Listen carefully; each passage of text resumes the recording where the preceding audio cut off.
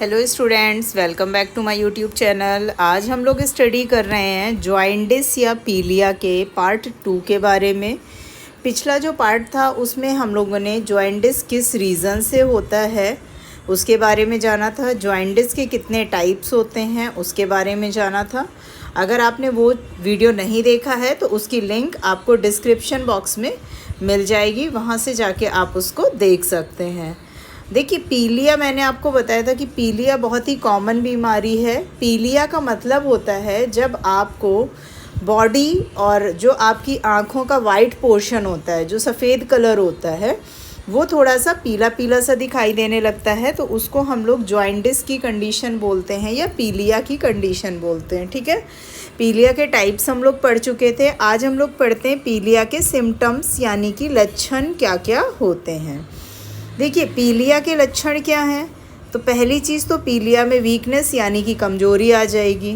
दूसरी चीज़, पीलिया में आपको गैस्ट्रो इंटेस्टाइनल ब्लीडिंग होने लगेगी, यानी पेट के अंदर जो आपका इंटेस्टाइनल यानी आंतों में ब्लीडिंग की प्रॉब्लम आ जाएगी।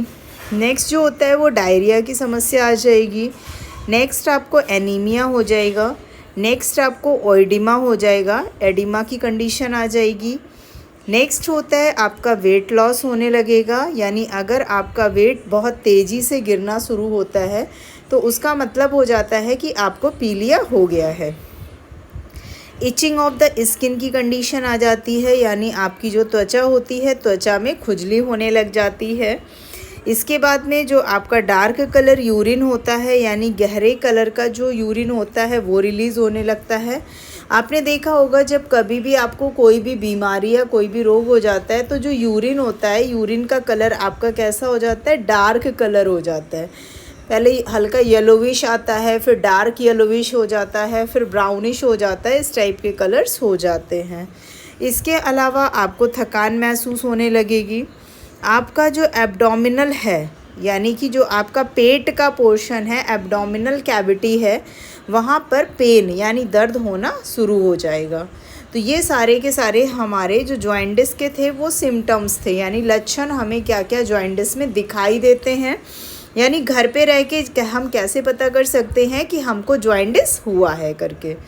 आइए अब हम लोग देखते हैं कि इसका जॉइंडिस का ट्रीटमेंट कैसे किया जा सकता है, यानी कि जॉइंडिस का इलाज कैसे कर सकते हैं।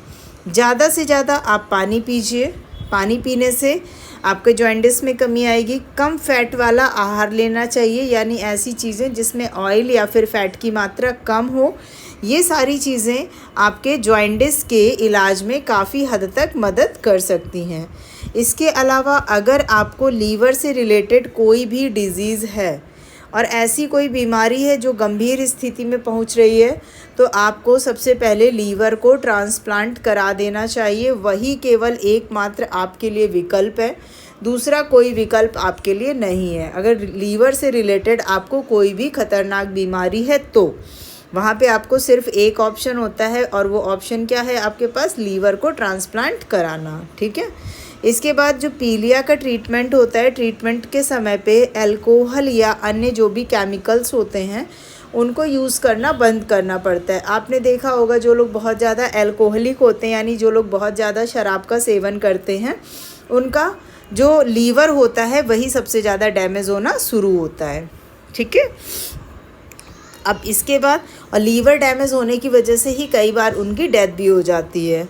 अब इसमें होता क्या है, जो पोस्ट हिपैटिक आपका जॉइंडिस होता है उसके ट्रीटमेंट का एक ऑप्शन आपका डीकम्प्रेशन या फिर सर्जरी भी हो सकती है।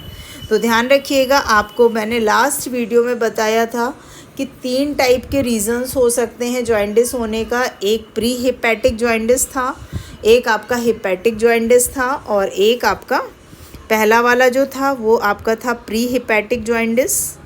ठीक है, दूसरा जो था वो हिपैटिक जॉइंडिस था, और तीसरा जो था वो आपका पोस्ट हिपैटिक जॉइंडिस था। ठीक है, यहाँ पे हम लोग बात पोस्ट हिपैटिक जॉइंडिस की कर रहे हैं कि अगर पोस्ट हिपैटिक जॉइंडिस का ट्रीटमेंट जो है वो उसके लिए एक ऑप्शन आपका डीकम्प्रेशन या फिर सर्जरी ही हो सकती है। इसके अलावा अगर आपको गाल स्टोन को हटाने के लिए हटाना है, यानी आपने सुना होगा गॉल ब्लैडर में स्टोन हो गया, तो अगर गॉल स्टोन को हटाना है तो उस स्टोन के स्थान पर आपको कीलियोस्टाइकोमी या फिर एंडोस्कोपी हटाने की आवश्यकता पड़ती है। यानी इन दोनों प्रोसीजर से एंडोस्कोपी वगैरह करा के आप उस गॉल ब्लैडर के स्टोन को हटा सकते हैं प्रॉपरली। ठीक है, आपने देखा होगा गॉल ब्लैडर का जो स्टोन होता है उसका ऑपरेशन ज़्यादातर करके दूरबीन के माध्यम से ही होता है। ठीक है, नेक्स्ट हम लोग बात करते हैं नवजात शारीरिक पीलिया। तो जो नवजात शारीरिक पीलिया है, नियोनेटल फिजियोलॉजिकल जॉइंटिस, ये होता क्या है? ये जो होता है आपका शारीरिक पीलिया के उपचार में गंभीर स्थितियों में अगर फोटोथेरेपी होती है तो उसको शामिल किया जाता है। तो उस प्रकार के पीलिया को हम लोग नवजात शारीरिक पीलिया के नाम से भी जानते हैं। ठीक है, तो इस तरीके से आज हम लोगों ने पढ़े हैं पीलिया के यानी जॉइंटिस के क्या क्या सिम्टम्स होते हैं और कैसे हम इसका ट्रीटमेंट कर सकते हैं, इसके बारे में स्टडी किया है। बाकी के जो रोगों के टॉपिक्स हैं उनकी लिंक आपको डिस्क्रिप्शन बॉक्स में मिल जाएगी, तो वहाँ से आप चाहें तो उसको देख सकते हैं। अगर आपको वीडियो पसंद आ रहे हो तो वीडियोस को लाइक करना बिल्कुल भी ना भूलें, और ऐसे ही अच्छे अच्छे वीडियोस देखने के लिए चैनल को सब्सक्राइब करिए, और ऐसी अच्छी रोगों के बारे में जानकारी के लिए इस वीडियो को अपने दोस्तों, रिलेटिव्स, फ्रेंड्स के साथ में ज़रूर शेयर करें। Thanks for watching.